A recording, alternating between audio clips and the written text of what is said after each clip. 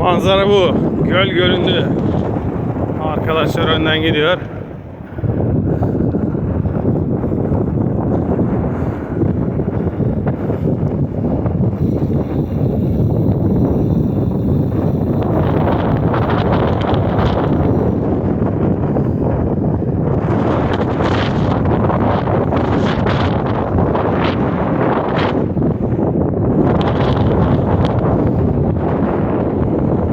Tahminim içme suyu için kullanıyor bu göller. Aşağıdaki Silikon Vadisi'ndeki milletin içeceği su buradan mı gidiyor olsa gerek? Tahmin ediyorum, emin değil.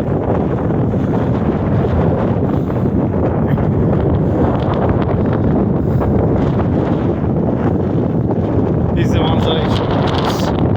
Rüzgardan bir şey anlaşılmıyor büyük ihtimalle. Öndeki arkadaş 70'lik.